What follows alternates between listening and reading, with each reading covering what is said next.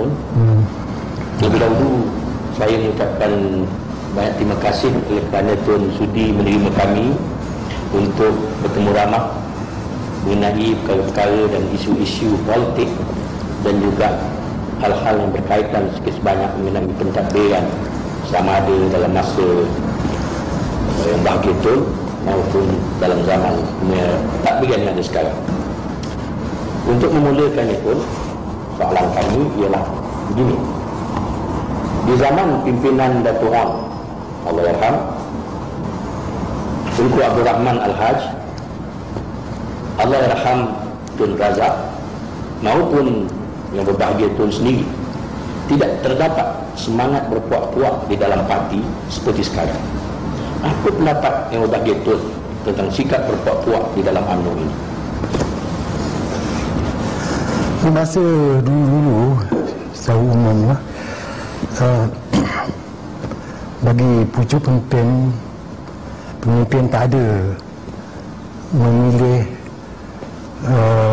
penyokong-penyokongnya dan orang-orang yang pilihannya diletakkan atau digalak-galakkan di bahagian di majlis tertinggi ataupun di peringkat yang atas ni. Sekarang nampaknya dengan apa sebab pun saya tak tahu, nampak ada tanda-tandanya yang pucuk pemimpin tu memilih orang-orangnya dan meletakkan orang-orangnya di bukan saja di bahagian, malahkan di cawangan-cawangan juga. Nah, ini satu lagi pada sebab-sebab yang membangkitkan perasaan ini berpecah-pecah. Yang kedua, orang yang dipilih, yang dia takkan di bahagian ke ataupun di peringkat nasional pun, orang ini ada kadang-kadang orang ini baru sangat, orang terus dipilih bukan lagi pada orang-orang yang sudah lama dengan UMNO. Nah, ada juga termasuk orang yang baru-baru. Jadi ini membangkitkan perasaan marah, tidak puas hati kepada ahli-ahli UMNO. Nah, ini satu lagi kali sebab-sebab yang ada berpecah belah di dalam UMNO. Ketiga, barangkali ada kita mendengar mana orang yang menyokong pucuk pemimpin diberi peluang, diberi kemudahan sama ada dalam projek-projek ke, dalam kontrak ke dan sebagainya. Dan ini kali satu lagi sebab-sebabnya kali ada perasaan berpecah belah di sana. Dulu macam mana yang dikatakan tidak ada pecah belah sampai macam ini. Kali ini dengan sebab saya sebutkan, banyak ada lagi sebab. Inilah yang kita nampak, yang kita berasa perpecah-pecahan di dalam UMNO daripada bukan saja peringkat ini kebangsaan, peringkat nasional, malah terus turun ke bahagian dan kecawangan.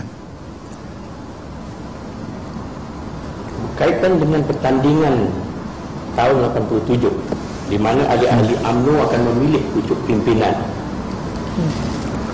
Saya ingin nak tanya dengan Tun, waktu yang bagi Tun menjadi Presiden UMNO dulu, terdapat juga pencabar terhadap kepimpinan Tun. Mengapa Tun tidak mengambil sikap mengecam tokoh yang mencabar kepimpinan Tun itu?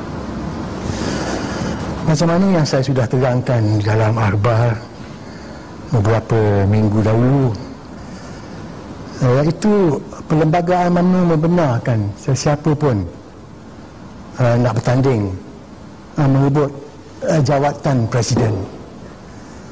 Ini adalah termaktub di dalam perlembagaan kita, dan perlembagaan ini digubal dan dibuat bukan setahun dua tahun dulu, bahkan berbelas tahun, berpuluh tahun lagi pada tahun 46 ada peruntukan itu. Jadi pada saya, kalau seseorang tu nak bertanding mengubat jawatan presiden, apalah salahnya? Perlembagaan ada memperuntukkan, dan inilah bagaimana yang orang yang menggubal ini perlembagaan UMNO itu membayangkan dan berharap dengan ada peruntukan ini dapat orang yang betul ada kemampuan, yang kebolehan tidak menawarkan dirinya sebagai presiden. Jadi pada saya tidak menjadi satu masalah yang besar. Peruntukan adalah perlembagaan, apa bahasa yang saya nak menahan atau membuat rio dengan pencabaran itu ke atas saya. Dengan rusuhan-rusuhan itu sebenarnya kita tak buat saja. Lepas membangkit rusuhan, dari perasaan orang curiga. Jadi mereka ada yang setuju kepada saya itu, gunakan rusuhan itu untuk hendak menjatuhkan saya. Seorang daripada itu ialah Mahathir sendiri.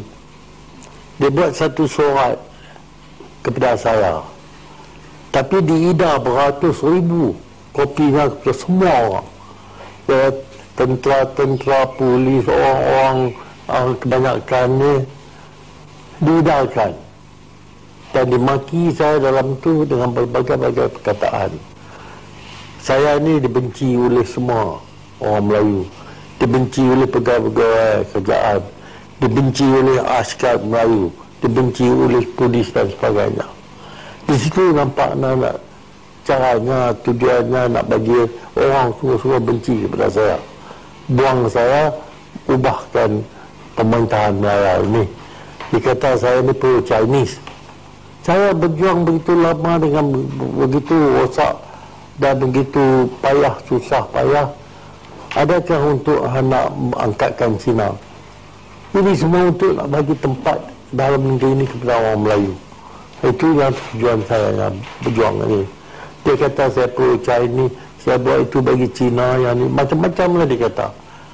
Jadi tunjuk di situ kianatnya. Dr. Ismail masa itu dia jadi pengurusi Guthrie, dia berhenti. Tapi apabila dengar kejadian itu, dia letakkan jawatan Guthrie, pengurusi, masuk balik dan saya angkat dia jadi Menteri Dalam Negeri. Jadi dialah ambil tindakan atas Mahathir. Tapi tak naklah buat apa-apa, cumanya pecat dia daripada UMNO saja. Kalau dia sendiri, tentu dia buat penjara sekarang ni, kubur dalam penjara. Dia tidak, cumanya pecat daripada UMNO saja. Jadi UMNO masa lepas pada itu, kerajaan tubuhkan Operation Council di bawah pengurusinya saya, nombor 2 Tun Razak, dan Tun Razak saya suruh jalankan tugas-tugas semua dalam Operation Council ni.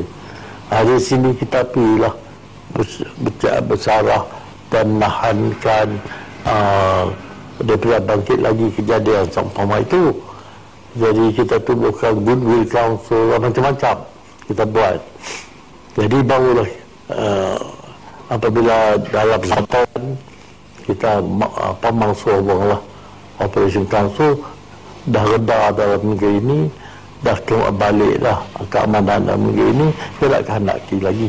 Jadi tunjuk di situ bahawa kita ada kekuatan nak menahankan kebangkitan pergaduhan, rusuhan ini bila masa kita suka.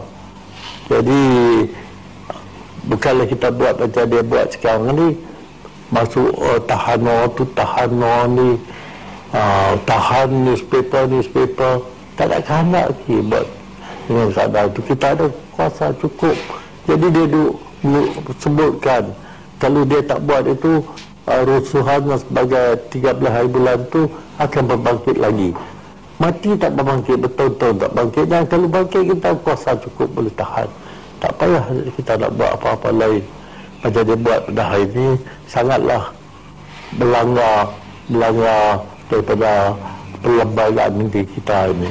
Jadi Melaya sekarang sudah jadi police state. Nak tangkap siapa, tangkap, suka hati saja. Jadi yang inilah perbuatan dia itu, perbuatan yang zalim, perbuatan yang tak sesuai dengan keadaan. Menteri, Tengku mengaku Tengku mewujudkan Akta Keselamatan Dalam Negeri ISA. Apakah tujuan sebenarnya Tengku mewujudkan ISA? ISA ni ialah apa nama disebutkan dalam bahasa Inggeris Internal Security Act. Ini untuk nak melawan dengan komunis. Pada waktu itu, masa saya jadi Perdana Menteri itu, kita ada lawan terlampau banyak komunis yang berperang selama 12 tahun dengan British. Tak kalah. Jadi nak lawan dengan dia ini, tentulah kita kena guna satu kuasa. Kuasa ini untuk mengguna lawan dia. Habis tu kita lawan dengan Sukarno pula, yang nak menghancur, nak mengganyangkan kita ini. Jadi banyak orang Melayu turunan Indonesia itu masuk belah Sukarno, pergi duduk, pergi mengudarkan berbagai-bagai cerita, nak suruh Melayu masuk belah Sukarno. Dan kita nak kena lawan dengan Sukarno sendiri yang nak mengganyang kita.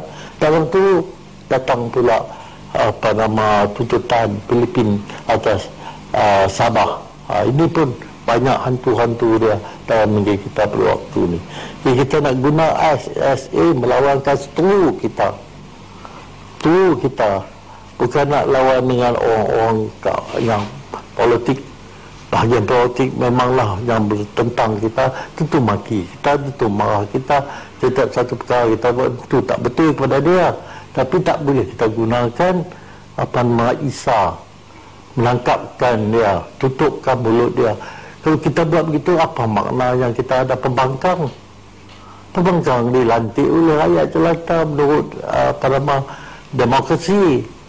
Bukan kita nak pindah tahan. Sekarang ni habis tahan dengan orang-orang itu semua. Sampai ada parlimen, siapa tak berani cakap. Jadi kita tak mau keadaan yang demikian. Kita mau Malaysia jadi satu negeri yang dapat kita dan anak pinak cucu cicit kita menumpang sampai akhir zaman. Ini Malaysia yang kita kehendaki.